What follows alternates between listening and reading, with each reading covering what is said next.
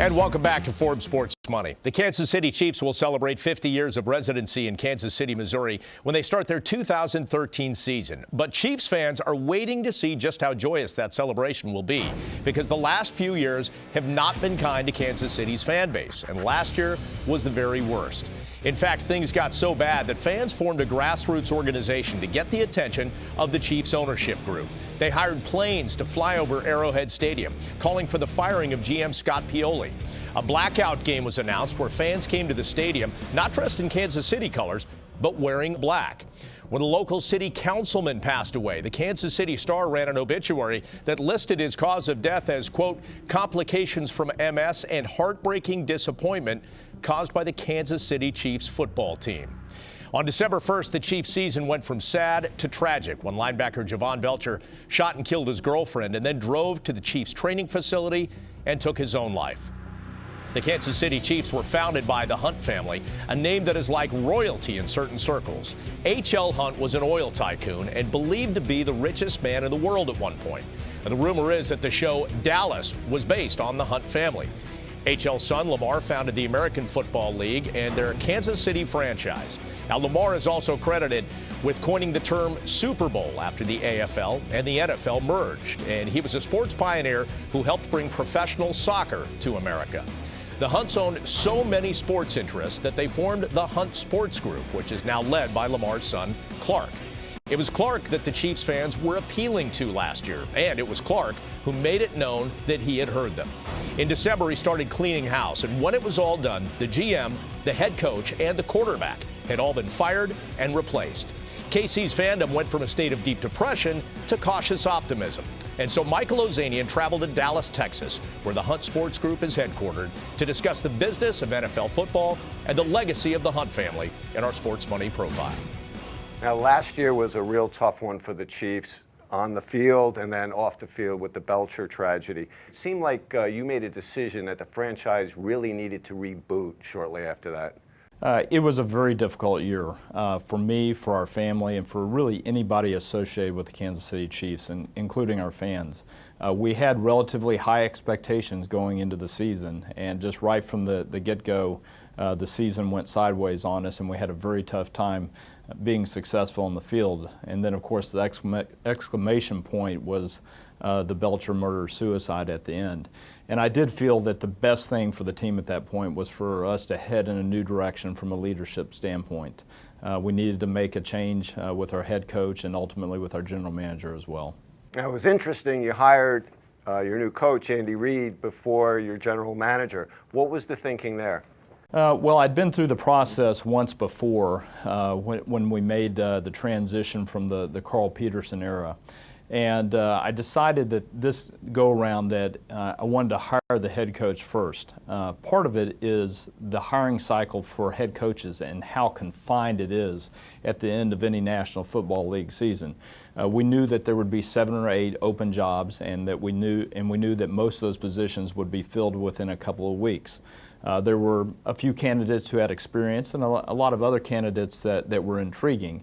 We did take the time to interview several. But it ended up moving pretty quickly once we got to Andy Reid. He really was the right man at the right time for the Kansas City Chiefs. Now, your new GM is from the Green Bay organization, a very successful small market NFL team. Is that a coincidence that you've brought him over to the Chiefs to be the GM here? Are the Packers sort of a franchise that you want to model yourself after in a way? I think certainly so, and I think there are many NFL teams that would say the same thing. The Packers have had so much success really throughout their history, but they've had a lot of success recently. When we got around to the general manager search, I was looking for somebody who had a strong background from a personnel standpoint, particularly on the collegiate side, because I'm a believer that you build successful NFL franchises through the draft. That also happens to be the philosophy of the Green Bay Packers. And so John Dorsey, who we were lucky enough to hire after 21 or 22 years with Green Bay, brought that philosophy to the Kansas City Chiefs. One of the areas I seem to see mixed signals sometimes is from the NFL in Europe. It seems like when there's a game there or a couple of games there in London or Germany, attendance is strong, there's a huge following. Yet NFL Europe ended up folding its tent after, I think it was 2 or 3 years. What's your read of the situation? Well, the league's strategy on exporting the game internationally originally was centered around NFL Europe and creating a startup league there and having teams in many countries and playing a schedule there. And it did push the sport forward internationally. But ultimately, the fans over there, they want to see the very best, and the very best is the National Football League. So 5 or 6 years ago, the league switched directions and started playing regular season games in London. And during that time period, the growth in the fan base in the UK has been tremendous. We've gone from 1.2 million avid fans to 2 million avid fans, 11 million fans overall who consider themselves fans of the National Football League. This year we're taking in another step. We're adding a second international game. First time that we've done that with 2 regular season games being played in London about a month apart. And those games sold out almost immediately 6 months ago. So it shows you there's a real fan base for it.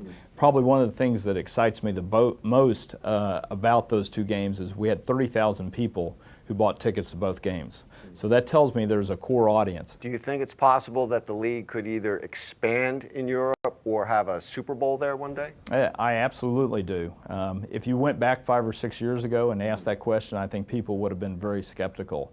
But with the success of the London game and this year the London Games, the league is very much thinking about how do we capitalize on that opportunity. One day down the road, it could be a Super Bowl. I think it's also possible that we'll end up with a team based in London. So the experience with international games has really led to those opportunities, and the league's going to continue to push on that to build the fan base and continue to test the theory that London could support a team ultimately.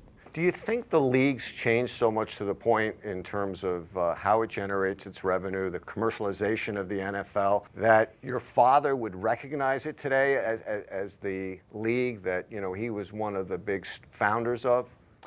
Well, certainly things are changing quickly, and the National Football League is capitalizing on that change. I think if you took my father back to the 1960s, when he was launching the American Football League, and they were worried about trying to find old stadiums where they could stage the games, compared to today, where we have the modern stadiums, we have tremendous support from our TV partners, from our sponsorship partners, and the growth of social media. I think that's a big contrast.